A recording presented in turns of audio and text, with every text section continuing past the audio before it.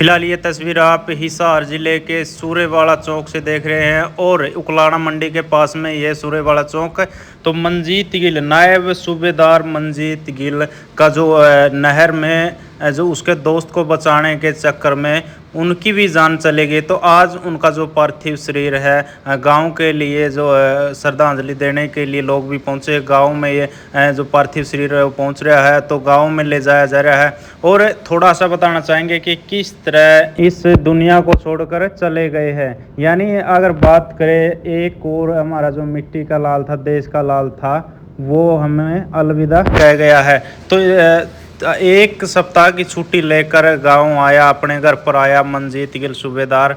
तो दोस्तों के साथ में उसी दिन दोस्तों के साथ में नहर पर घूमने के लिए गए, यानी नहर के पास टहलने के लिए गए। और अगर उसका दोस्त की बात करें तो वो नहर के किनारे था, तो उसका पैर फिसल गया। पैर फिसलने से वो नहर में जा गिरा और मंजीत गिल उसको बचाने के लिए तुरंत छलांग लगा दी। तो छलांग लगाते ही उसको तो बचा लिया, लेकिन तेज़ बहाव के कारण वो है पानी में बह गया।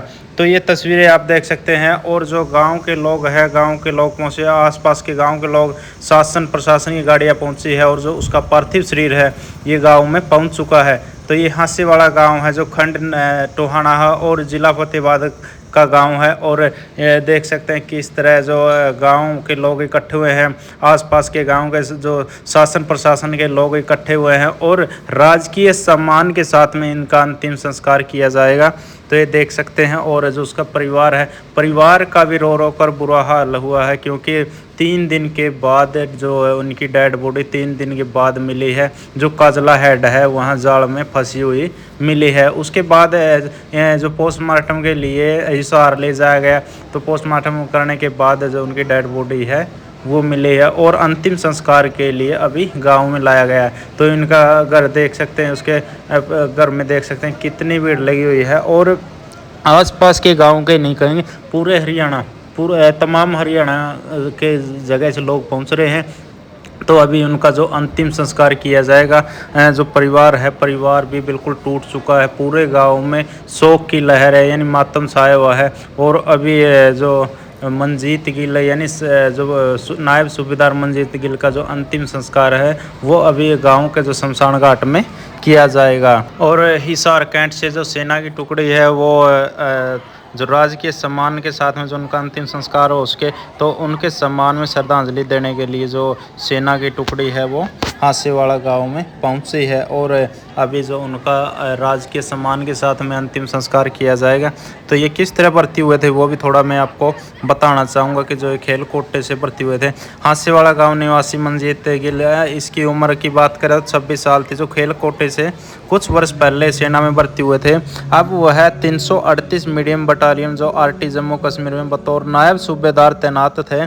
तो गुरुवार को वह छुट्टी पर अपने घर आए थे। 1 बजे दोपहर के वह अपने दोस्तों के साथ घूमने के लिए निकल गए, उसके बाद वापस ही नहीं लौटा। तो परिजनों ने भी मंजीत सिंह की जो तलाश थी वो शुरू कर दी। उकलाना की जो कुंदनपुरा हेड के पास मंजीत की चप्पल पड़ी मिली। इसके बाद परिजनों को पता चला कि वह नहर में डूब गया। तभी से मंजीत सिंह की जो तलाश की जा रही थी। 3 दिन के बाद है जो परिजनों को उनका शव मिला है। तो दोस्त को बचाने के चक्कर में ये सब हुआ है। और मंजीत गिल की जो माता जी है और बहन जी है, वो जो डेड बॉडी है, उनका पार्थिव शरीर उसको देखने की जिद कर रही है दोबारा फिर। तो देखने के लिए लाया गया।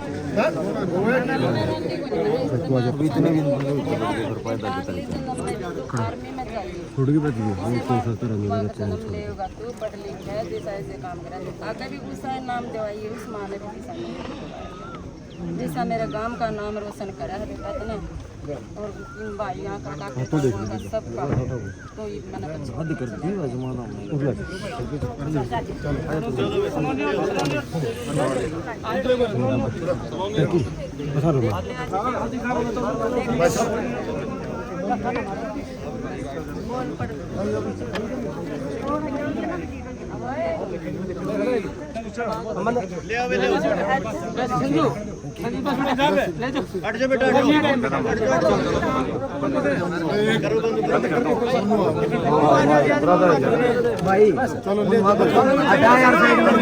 तो सुना मंजीत गिल की माता जी ने कहा कि बेटा अगले जन्म में भी ऐसे ही नाम रोशन करना, पढ़ना लिखना और आर्मी में जाना यानी फौज में भर्ती होना, पढ़ लिख कर अपने माता पिता का अपने गांव का नाम रोशन करना।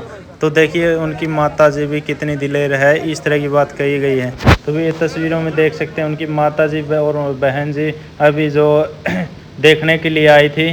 तो शासन प्रशासन के लोग भी पहुंचे हुए हैं और उनके अंतिम संस्कार के बाद जो लोग आए हुए थे वो जाने लग रहे हैं।